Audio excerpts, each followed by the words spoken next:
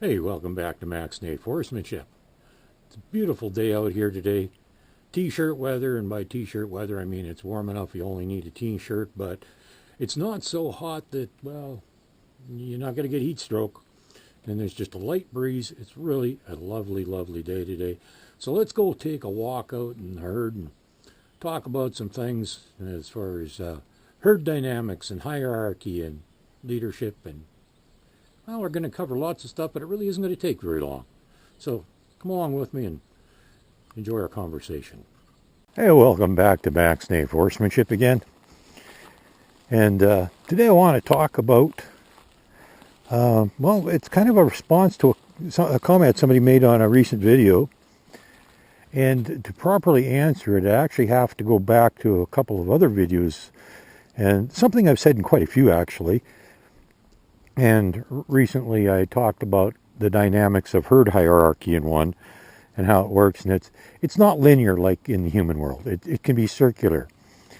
And I've said that in a lot of videos, I've said that when you're working with a particular horse, you have to be higher than that horse in order to get its respect and to get cooperation from it.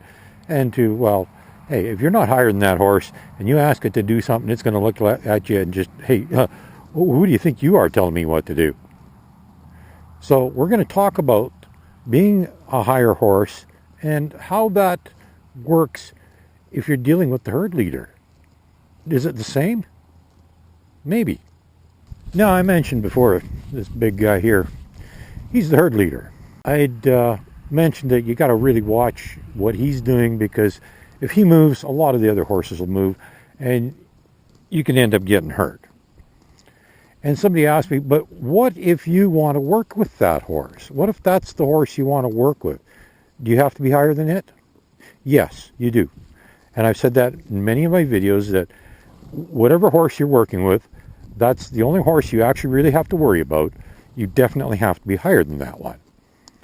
Now, this is where it kind of comes into what I talked about in that other video about herd hierarchy, and how it's not linear like it is in the human world. It can be circular, because, okay, he's the high horse out here, and to work with him, yes, you definitely have to be higher than that horse, or you're going to get in trouble. But just because you're higher than that horse, remember I said the only horse you got to worry about is the one you're working with. And just because you're higher than that horse does not mean that any of these other horses are not going to push on you.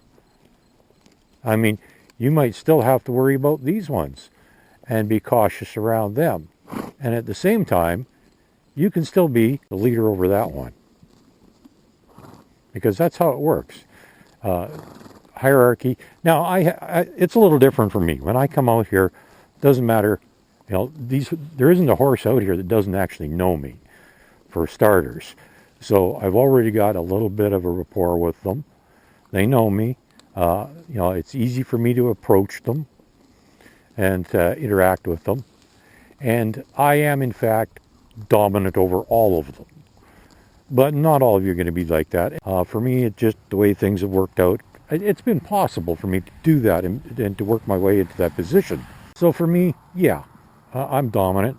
I'm the boss around here. All of the horses respect me. And, well, they all trust me, too, which is something that I've worked on.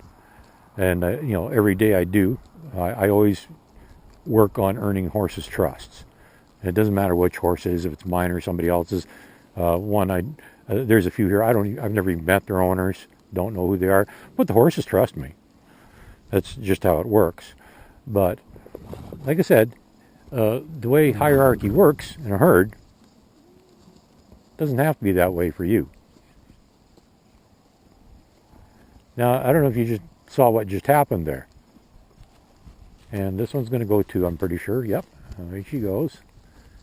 Oh, and some over there are moving because the high horse, he moved.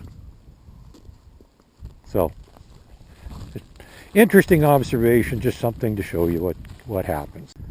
But like I said, you don't have to be the dominant horse. Now this one here, another typical example is, she isn't the highest horse here, but, well, her boyfriend is usually at the moment not, but usually it is the herd leader.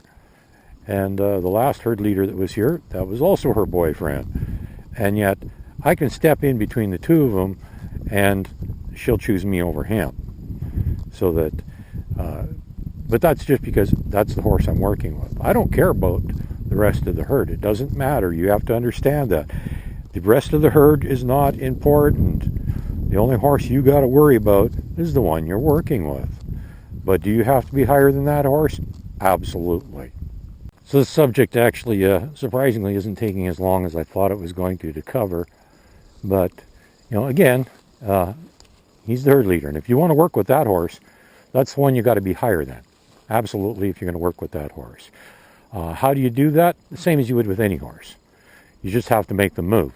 And if I want to assert my hierarchy with him, all I got to do is make him move, and then I'm dominant. That's how horses work. It's very simple. It's who moves who, determines hierarchy. And if I want to be higher than him, I just got to make him move. That's all. It's really simple. But it is essential if I'm going to work with him.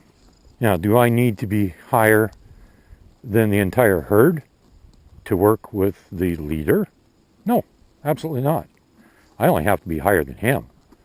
And in fact, even like I said earlier, even if I am higher than him, it is quite possible I'm not going to be higher than, well, who knows, any one of the other horses around here. And there's a few of them, well, being higher than him is definitely not going to automatically give you a hierarchy over them. Like I said, you have to realize that with horses, it's not linear. It can be circular. So it's very, very easy for you to be higher than the leader and not higher than other horses. So anyhow, that was the question, is if you want to work with the higher horse, do you have to be higher than him? Well, the answer to that question is yes, absolutely. But it's not quite that simple. Sometimes you actually have to, well, you have to be higher than that horse for sure. But it doesn't automatically make you higher than the rest of the herd. And you don't have to be higher than the entire herd. Like I've said many times, you only have to be higher than the horse you're working with. Have a good day.